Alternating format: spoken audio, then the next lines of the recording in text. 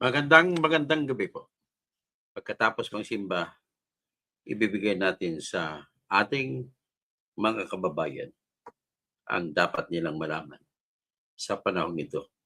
Sa panahon na kung saan ang ating pong mga opisyal ng bayan ay panay mga mandurugas, mandaraya, sinungaling. Opisyal ng bayan para ay lamang po sa tinatawag na mandurugas.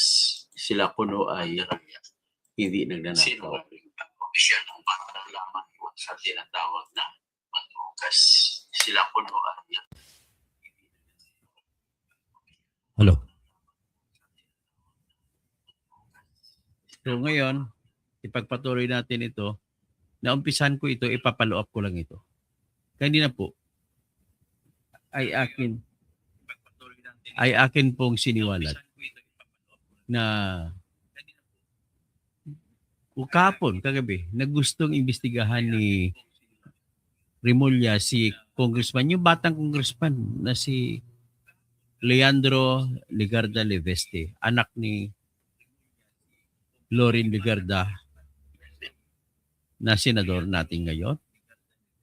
At sa kanyang mister dati, hiwalay na sila ngayon na si dating gobernador Antonio Leveste. Alam naman natin, hindi naman kailayan sa publiko, in fairness naman sa publiko, na yung tatay ni Leandro Ligarda Jr. ay nakapatay sa kaniyang si Kay de las Alas, nakulong. At hindi ko alam kung anong dahilan kung bakit nabaril niya. So that is beside the point kasi marangal naman na tao po si dating Gobernador Leveste at siya talagang tunay na tinatawag natin na barako. Kasi hinarap niya ang parusa at nakalaya na siya pagkatapos niya magpiit sa bilangguan. So anyway, ang kanina po ang ating istorya. Gustong tirahin, naging personal na ata ang galit ni Remulla kay Leveste. Batang-bata, si Remulla ay mahigit senior citizen na.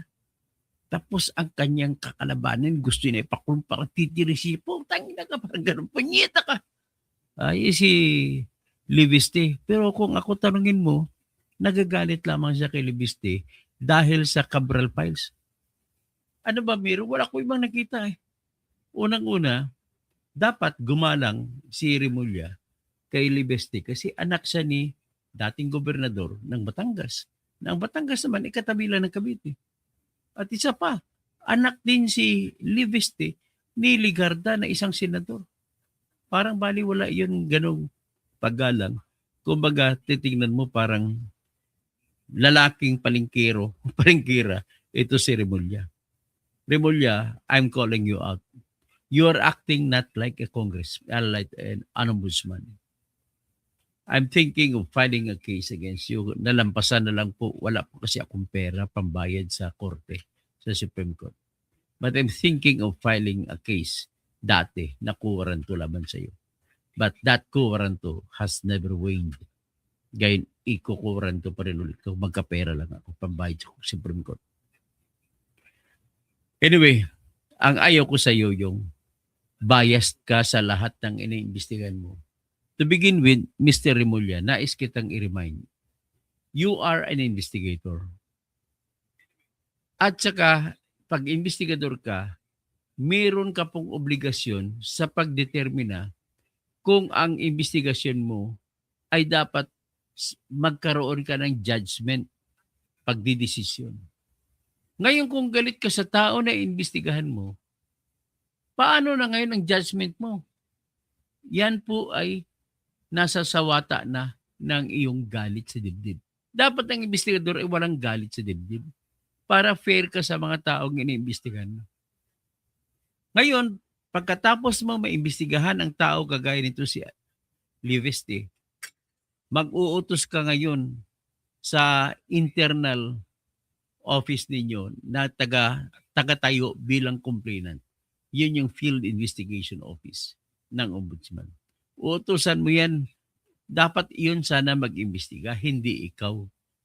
Kasi bakit po, ang papel po ng ombudsman ay magiging patas ka para malaman mo kung sino ang dapat sampahan mo ng kaso. Hindi ka po dapat nagagalit sa mga taong inimbestigahan mo. Tingnan mo nito. Para kang piskal.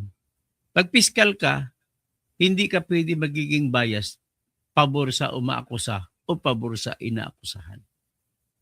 Himay-himayin mo mga ebidensya at huwag ka magpakita na galit ka sa umaakusa o galit ka sa akusado. Kung mo halimbawa inaakusahang rape, rapist o kung ano, killer. Hindi po ganoon. Dapat ikaw ay may obligasyon ka kasi, Mr. Mulya, bilang piskalya sa korupsyon, bilang ikaw po ang piskal sa korupsyon. Ang mga piskal naman natin ay sa mga kriminal. Ikaw naman sa mga korupsyon. So kung piskal ka sa korupsyon, may obligasyon ka po na mag-absuelto sa mga taong walang kasalanan pagkatapos mo imbestigahan. At may obligasyon ka rin na kasuhan ang tao pag may suporta kang ebidensya laban sa tao. Dito, i-sentro na natin, i-focus na natin kay Leandro Liveste Ligarda. Leandro Ligarda Liveste.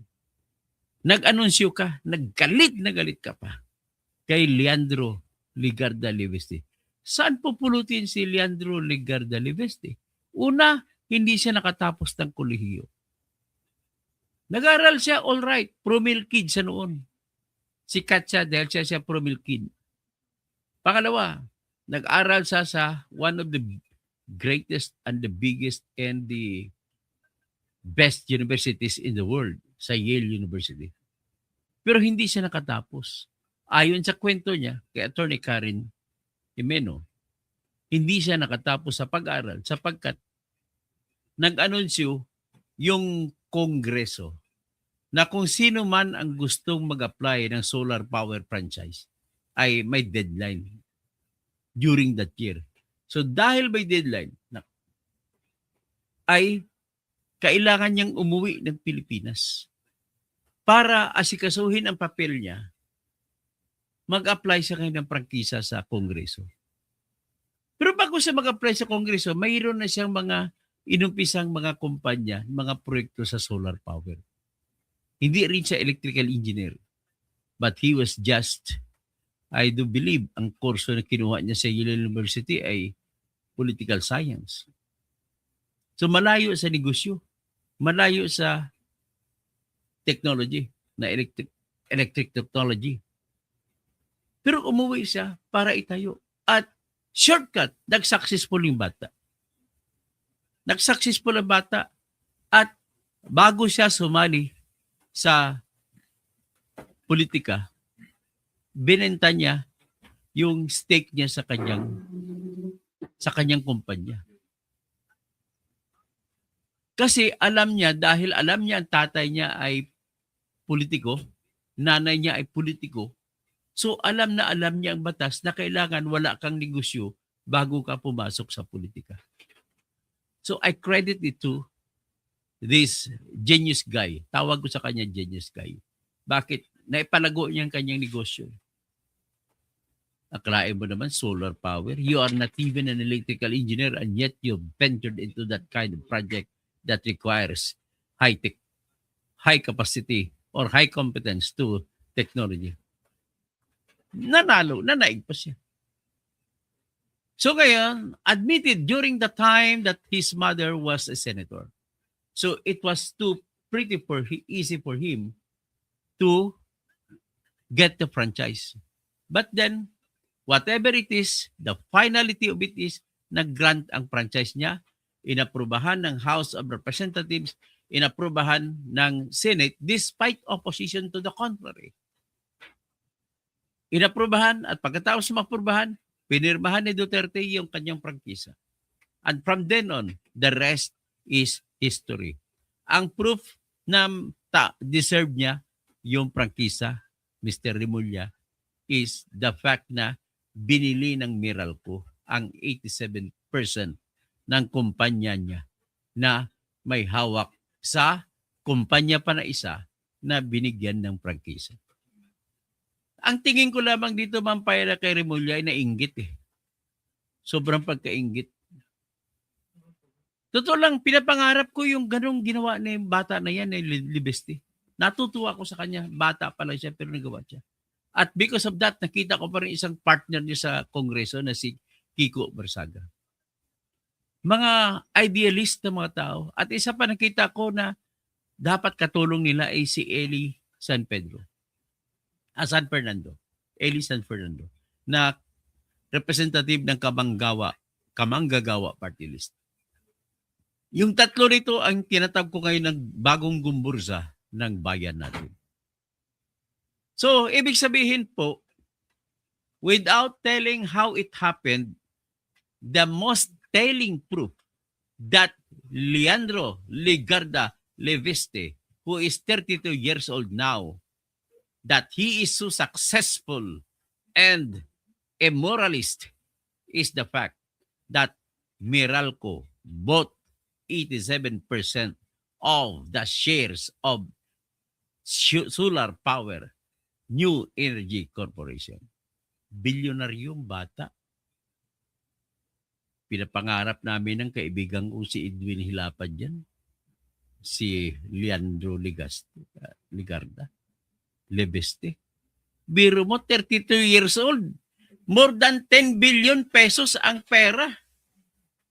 At napakarami niyang scholars, personal fund niya binabayad sa schools diyan sa First District ng Batangas. Siya talagang truly the true hero of Batangueños. Si Leveste Ligarda. Ligarda Leveste. So ngayon, ang ginagawa naman ni Remulla, yayariin niya, iniimbestigahan niya si Leandro Ligarda Leveste dahil daw binenta yung prangkesa. Itong ugali mo, Boying Remulla, natatawa ko sa iyo. You are not a true lawyer. But you are a reckless lawyer. I can call you a reckless lawyer. You are talking like a palingkero without basis in facts. You are not even verifying your facts. At saan nanggaling yung galit mo? Ba't sobra kang galit? Kay Leveste. Ang una ko nakakitaan ng galit niya ay ganito. Dahil sa hawak ni Ligarda Leveste na Cabral Files, the mystery or mysterious Cabral Files. At we have to credit the guy. We have to credit the boy. He is a boy but he is a genius. Anong naisip niya? Pinuntahan niya noong September pa lang. Si Cabral, naisip niya doon ang ugat ng lahat ng korupsyon kay Cabral. Ba't walang ibang nakaisip niyan? Pumunta siya noong September. Wala siyang ginawa kundi nakuha niya po ang USB na kopya ng lahat ng files ng mga tinatawag na insertion sa National Expenditure Program para sa proyekto ng DPWH. Alam mo, sa lahat ng mga departamento natin sa Pilipinas, ang pinakagusto ng lahat ng politiko kung bakit sila tumatakbo pagka-congressman, pagka-senador, pagka-gobernador, pagka-vice-gobernador, pagka-mayor, pagka-vice-mayor, katan pa mga pwesto, ay proyekto. Proyekto lamang ang kanilang hinahabol. Bakit anong meron sa proyekto? Ang proyekto kasi sa pamahalaan, meron kasi tayong sistema na maluwag. Maluwag in the sense na kung sino tinatawag na proponent na nag-propose kunwari ay mayroong kukunin na porsyento sa komisyon pa sa tuwing pagbibiding. Ang pagbibiding natin ng sistema ay sistema na maluwag na makakalusot yung yarian o biding-bidingan. Kaya yan ang nangyayari. So naisipan ni Leveste yun. Batang Leveste na kunin. The shortcut of it all is nakuha niya ang USB.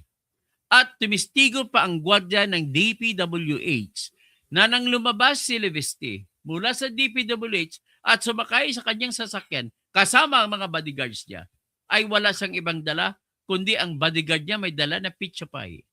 Pizza pie. Ibig sabihin ba, may nagregalo ba kay Libiste ng pizza pie doon sa loob ng DPWH? Yun po nangyari. At true enough, yung, kahit ipakita pa natin, pakita ko ngayon, ang litrato o ang video, CCTV ng DPWH, na makikita mo na si Libiste ay walang dalang mga papel. This is an argument against those who claim, kagaya ng sinungaling na reckless din na tao, abogado pa naman, graduate sa University of the Philippines, si Congressman Terry Mr. Bin ng Pilipinas, Ridon. Akusahan niya si Ligarda Libeste na illegal daw kinuha ang files. Bakit? Natatakot pala siya. Nakasama ang kanyang party list na Bicol Saro o Bicol 1 na nandoon sa tinatawag na Cabral files na may kinita. Putsag na to. Okay. So ngayon, ito, ipakita ko sa inyo yung proof ng CCTV na wala pong ginawa si Libeste na pamuwersa o illegal na pagkuha ng papel kasi lumabas siya sa opisina ni Cabral na wala siyang dala. Naglalakad lamang po ang mama. O yan, tingnan ninyo. Kuha ito ng pagpunta ni Batangas 1st District Representative Leandro Leviste sa opisina ni dating Public Works and Highways Undersecretary Catalina Cabral noong September 4, 2025. Sa video, Kita mo, wala siyang dalang walang dalang papel. Pumasok siya sa opisina ni Cabral. ito nakuha pasado alas 5 ng hapon na. Makikitang lalabas si Leviste mula sa opisina Walang dalang papel, lumabas sa opisina ni Cabral. ni Cabral at pupunta sa programming office sa kaparehong floor. Kasunod niya si Cabral. Si Cabral, Siya ayan, sumusunod. Walang away, walang reklamo, wala ka nakikita na may galit sa mukha ni Cabral. Ang kuha ng CCTV lalabas sina Cabral at Leviste nakipag-usap pa mula sila sa ng maayos. programming office. Si Leviste may hawak ng mga papel habang tila may ipinapaliwanag sa kanya si Cabral. Yan, very clear Out ko na yan. So, very clear. So, tumba na lahat ng argumento mo, Congressman Mr. Bin Terry Ridon. Tingnan mo muna yung maiging mukha ni Terry Ridon. Matambok yung kanyang pisngi. parang si Mr. Bin. Napakasinungaling mo talaga, Terry Ridon. Lahat na lang ng mga insidente na sikat, pinapasukan mo para ikaw sumikat. Ang isa pa sa pinasukan mo yung kay Mr. Deakin, kay James Deakin, anak ni Mr. James Deakin na tinikita ng walang kwenta ng mga LTO. Ang isa pang pinasukan mo yung kapatid ni Pukwang na si Carlos Subong, na pinasukan mo rin na dahil lang nakabatok sa tao, wala na siya sa sakyan nung nambatok siya, therefore hindi yan connected sa reckless driving. Pag tinawag mo reckless driving po, ladies and gentlemen, the definition of reckless driving is you were driving. Tanong ko kayo sa mga kaibigan ko, pwede ka bang kasuhan na reckless driving kung hindi ka nakasakay kung hindi ka nagmamaneho? Di ba hindi? O ngayon, yung kapatid ni Pukwang, nasa labas na ng kanyang pick-up nung nabatukan niya yung mama na kaaway niya. So hindi reckless driving yon, kundi reckless act of hurting another. Case of slight physical injury yun. Hindi yun reckless driving. Kabubo naman ito si Terry Ridon, Mr. Bin, at pati yung LTO na si Marcos Lacanilaw na bubo. Ay, nako. So, ngayon, yan lang masasabi ko dito. At bakit, meron dyan ulitin ko na ito, ano bang meron kay sa batang congressman ni si Leandro Ligarda Leviste at galit na galit ito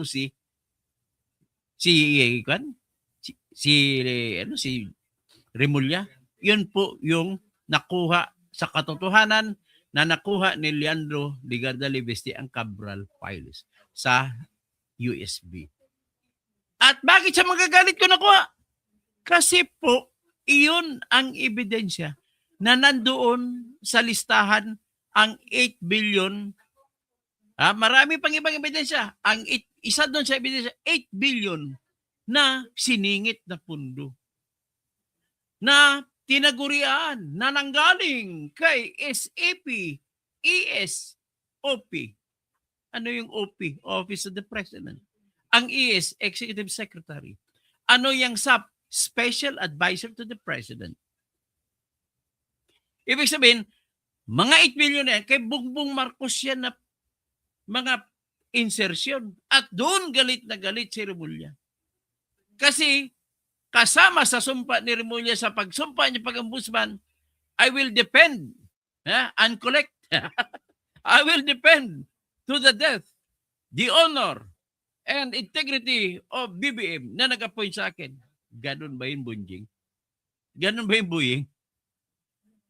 Grabe ka.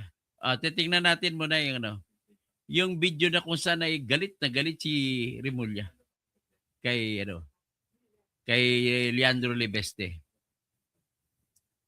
Saan ba yun? Video na yun. Ayop sa makikita ko yung video na yun. Ito nakita ko na. Itong video na kung saan galit na galit si Remulla kay Libeste. Ipi-play ko ipatugtog ko, ladies and gentlemen.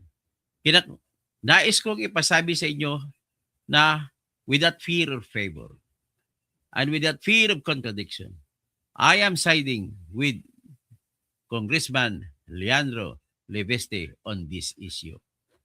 Tingnan ninyo, ang parang aswang dito si Remulla. Sobrang galit. Tingnan nyo. Binaligya o bininta ko nun nire-resell niya, nilalako daw ni Libeste yung prangkisa. Batang-bata ka, nininegosyo mo yung franchise? Ah, This happened. Bata ka, ninegosyo yung franchise? Wala ka ba kahihiyan? Pagkahiyan? Kahapon ni Ombudsman Jesus Crispin Remulla, iniimbestigahan na ang sinasabi niyang pagbenta at paglipat umano ni Congressman Leandro Libiste sa prangkisa ng kumpanya nito sa sektor ng solar energy na hindi anya inaprubahan ng Kongreso. Wala pang direktang sagot dito si Libiste, pero ilang oras matapos sa mga banat ni Remulla, nag-post si Libiste na magbibigay siya ng 2 linggo para sabihin na ng mga tao ang lahat tungkol sa kanya. Sasagutin niya raw lahat ito sa pagbubukas ng Kongreso sa Enero 26. Wala pa rin tugon ng House Committee on Legislative Franchises kaugnay sa pahayag ni Remulla. Tinanong ng GMA Integrated. So ito na ngayon, nakita nyo na kung gano'ng galit. Tapos ito naman, imbis na si Libiste ang magpapahayag, nagpalabas po ng statement ang Meralco. Meralco nagpapahiya kay Remulla. At sinabi ng Meralco, wala po silang binili na kumpanya na binigyan ng prangkisa. Ano bang nangyari? Ang binili lamang ng Meralco ay yung kumpanya na ang pangalan ay Solar Philippines New Energy Corporation. Yun lamang ang binili ng Meralco at nagbuo sila ng bagong kumpanya na tinatawag na MGen. Pero nandun pa rin ang Solar Philippines. At kumbaga, ang binili lamang nila ay ang share ng Solar Philippines doon sa kumpanya na binigyan ng prangkesa. Ang tanong, ano ba yung kumpanya na binigyan ng prangkesa? Pakita ko sa inyo kung anong kumpanya. Ang kumpanya po na binigyan ng prangkisa ay ang tinatawag na Solar para sa Bayan Corporation. Paano ko ito katibayan na ang binigyan ng prangkisa ay hindi po Solar Power Philippines, Solar Philippines New Energy Corporation? Kundi ibang kumpanya na ang pangalan ay Solar para sa Bayan. Ito po ang aking pruweba.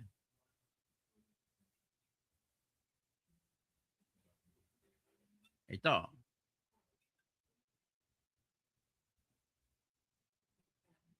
O, tingnan nyo ang batas. Republic Act 11357, ipinasa noong July 31, 2019. An act granting Solar para sa Bayan Corporation a franchise to construct, install, establish, operate, and maintain distributed energy resources and microgrids in the remote and unviable or unserved or underserved areas in selected provinces of the Philippines to improve access to sustainable energy. Yan ang binigyan ay Solar para sa Bayan Corporation. Hindi po SPNEC, hindi po Solar Philippines Energy, New Energy Corporation. Intindi? Intindi? Hindi ka nagre-research. You are a reckless ombudsman, Mr. Boying Remulla. So ngayon, tumba ng argumento mo, Mr. Ombudsman. Galit na galit ka pa kay kay Libiste. Hindi ka po pwede maging ombudsman kung ikaw ay galit, kung ikaw bias kahit kanino man. Kailangan magiging fair ka. Bakit? Kasi may sitwasyon na kung saan ang iniimbestigahan mo ay hindi pala guilty, inosente pala. So paano mo ideklara na inosente ang tao kung galit ka na?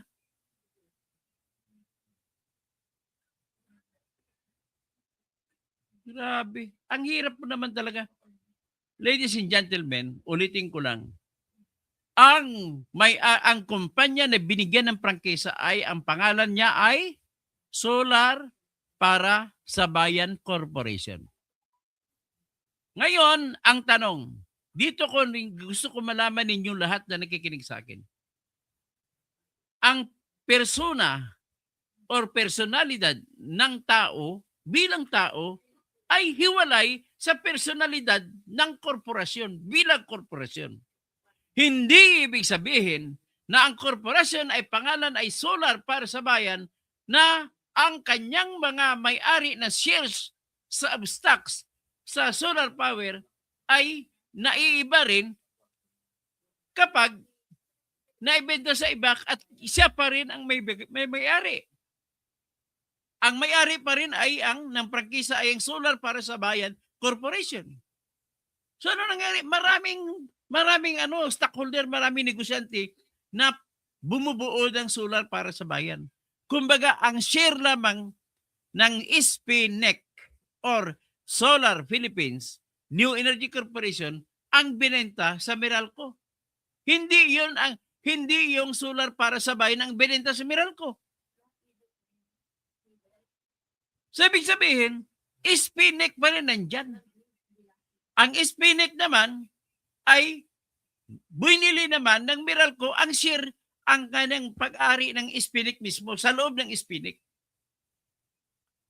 Kumbaga, ang nangyari, nung mabili ng Meralco ang shares of stock sa SPNEC, ay bumuo naman ng kumpanya na isa pa na MGen Meralco Gen na bumubuo na may-ari ng SPNEC. Pero hindi siya may-ari ng Solar para sa Bayan. Napakabubo naman to sa corporation law si Mr. Remulla. Nagkataon lang naman siguro na sa 90 ang grade ko sa corporation law. So yan na po. At least intindihan ninyo. Kung may tanong kayo, pakitanong nyo lang. At least ang gusto ko lang malaman is, hindi talaga binenta ni Libeste ang Solar para sa Bayan. O ito, pakinggan natin pa kung ano ang sinabi ng Meralco. MGen. Yung Meralco, pangalan na ngayon ay MGen. Pakinggan natin ang kanilang statement. News ang MGen o Meralco Power Gen Corporation ang kumpanyang pinagbentahan ni Libiste ng kanyang shares sa SPNEC o Solar Philippines New Energy Corporation na itinatag ni Libiste. Sabi ng MGen, magkaibang kumpanya ang binili nilang SPNEC at ang kumpanya ni Libiste na nakakuha sa Kongreso ng 25-year franchise, ang Solar para sa Bayan Corporation. Kaya sabi ng MGen, hindi sila nakikinabang at hindi nakadepende sa prangkisa na nakuha ni Libiste sa solar energy. Magkaibang kumpanya po ito. Ang MJ po ay hindi kumuha or nagmamay-ari ng kahit anumang karapatan, pribileyo or interest na may kaugnay sa prangkisa ng solar para sa bayan. Bukod dito, ang mga negosyo at operasyon ng SPNEC ay hindi nakasalalay sa nasabing prangkisa. Sabi ng MGen, 22.25 billion pesos na halaga ng shares ang binenta ni Leviste sa MGen Renewables, ang renewable energy subsidiary ng MGen. Grabe, ang yaman Hinati-hati na ang pala. bayad at transaksyon nito mula dulo ng 2023 hanggang simula ng 2025. Bagay na makikita sa disclosures ng SPNEC sa PSE o Philippine Stock Exchange. Naglabas din sila ng hiwalay na pahayag para linawing wala silang biniling shares sa Solar para sa Bayan Corporation na siyang nakakuha ng prangkisa sa Kongreso. Sa SPNEC lang daw sila namuhunan at ang pagbili nila ng shares dito ay wala naman daw nilabag na batas o regulasyon, lalo't sinuri at inaprubahan naman daw ito ng Philippine Stock Exchange at Security and Exchange Commission. Nauna nang inanunsyo ng Solar Philippines na isa pang kumpanya ni Leviste na dahil sa mga ibinentang shares ng kongresista, hawak na ng Meralco ang higit 57% ng SPNEC habang 18% na lang ang common shares ni Leviste sa kumpanya. Para sa GMA Integrated News, Jonathan Andal, nakatutok, 24 oras. Pagtatama po, ang ating ulat ay tungkol sa solar power company ni Representative Leandro Leviste. Ayan. Ha? So very clear na yan. Very clear na nabubo si Rimulya. Yan. Tatawag na lang ako. Magandang gabi po sa inyo. Romel Bengson, naimbag rabim, kada kayo amin. Fernando Rafael Fernandez Cuervo, buenas noches. A todos, Señor Fernando Rafael Fernandez Cuervo. So go back to the obligations and contracts. Bubo pala itong kung ombudsman natin, patanggalin ko to, kasuhan ko to, pagkabubo. Si Paulo Tantoco, like, and share nyo. Guys, take, laking tulog po yan kay Dr. Kasing. Ako po, tulungan nyo po ako. I-like nyo, i-share nyo. Benmar Huerta, nasaan na yung solar para sa bayan? Napulpil na po. Ano ka ba? Makinig ka nga na maayos, Ben Reklamador. Reklamador ka talaga. Elizabeth Linsangan, mas gusto ko po ang inyong pagpapaliwanag. Ayos po sa batas. Salamat po ng marami. Basta mag-ingat po kayo palagi. Salamat po, Elizabeth. Pastor Rodi Rabi, magandang gabi po sa laging pagdadasal para sa akin. Kapatid ko na Dennis Kausing, mahal ko yan. Tapos, sino to? Si Yam Paulo Vicente. Dr. Toto, listahan din ang pangalan ni Kung Jesus Crispin Rimulya. Okay.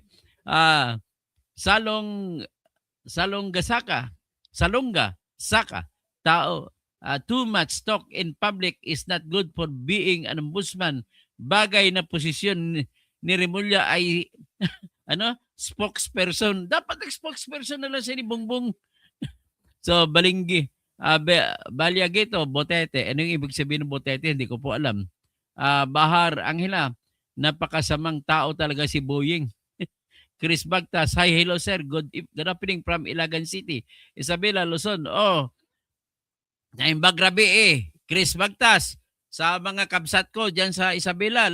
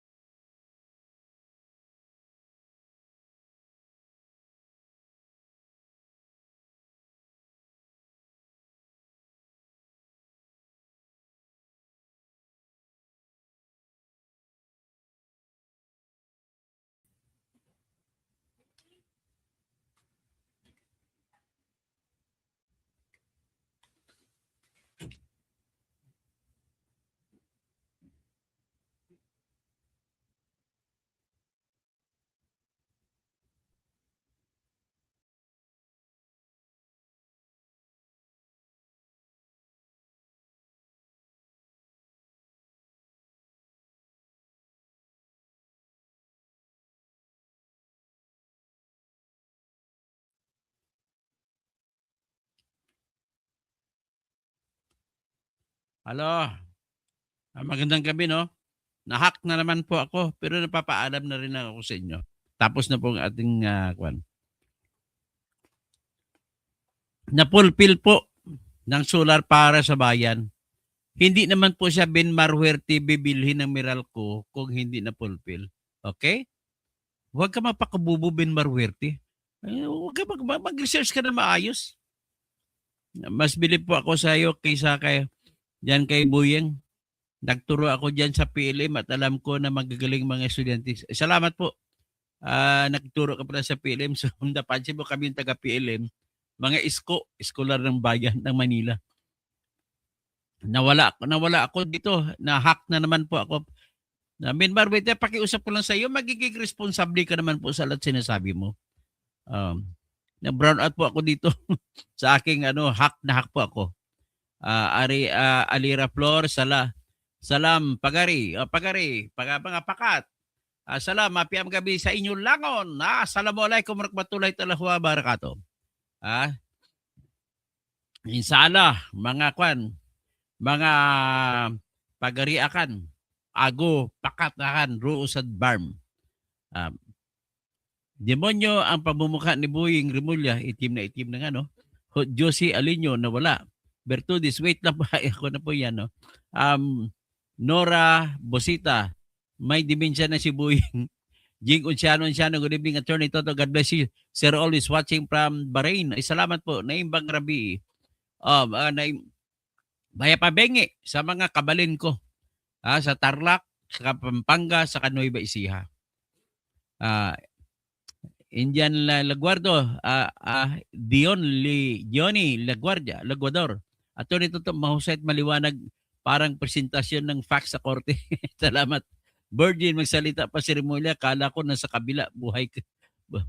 Maylene Kamit, round 1 pa lang, taob na si Buyeng. Elmer Hernandez, sunog na naman si Buyeng. Sunog na mukha niya, itim na eh. Go back to obligations and contracts, sabi ni Senyor Fernando Rafael Fernandez Cuervo. Romel Bengson, Paulo Tantoco, Ben Marhuerte, tapos sino pa, Pastor Rodi Rabi. Ay salamat po Elizabeth Lensangan sa iyong pagbigay ng super sticker. Si Boying ay isa sa mga kawatan, walang kaduda-duda. Romel Bengson, mahanapan ng butas. Pasensya na ko lagi lang na-hack ang aking hindi ko alam kung bakit interesado sila lagi sa akin. Hello po Sir Tirador, always watching from Los Angeles, California. Madalang lang po ako nakakapanood ng live po ninyo. Ay buti nakapanood na po kayo ngayon. Salamat po. Siena 004, hindi magnanakaw si Libesti. Dapat, alam mo si Libesti, ang taong walang ninakaw. Bago pumasok sa politiko, may 22 billion siya na hawak na pera. Kaya wala siyang ninakaw. Nagsabi pa nga siya, nasira yung tulay sa kanyang lugar. Wala na, hindi na inantay DPWH. Sariling pera ginamit pagpaayos sa tulay. Kay Kumaro. Siena. Tapos sino pa? Aistrazo. Parang Ingrid Remula. Ingrid lang talaga siya. At saka pinoprotektahan niya si BBM dun sa Cabral Files. Ang pinagmula ng galit niya sa Cabral Files. Bingliwag si Remula ay mamatay na lang. Hilda Marquez. Amen. Praise to you, Lord. Tapos, Pyra, I have documents proof that Meralco bought the Solar Philippines Stability. Nakita ko yung letter ng Meralco sa mga farmers na may-ari ng mga lupa sa Tarlac. Lumapit sila sa akin. Hindi naman po importante yan. Importante lang yung share, yung kumpanya ni Libesti ang binili nila.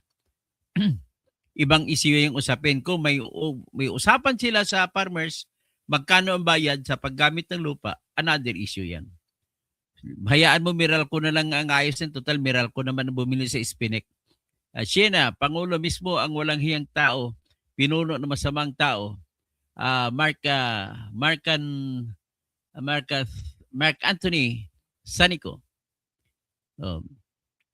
Yan na po. Madaling magandang gabi po sa inyong lahat at happy Sunday. At bukas na naman ay Lunes na naman. Tapos Josie Alinyo, nayari na naman si Boying Rimulya. Magandang gabi po! Happy Sunday! Have a beautiful Sunday. This is my My beautiful Sunday. Let's God bless you, inshallah.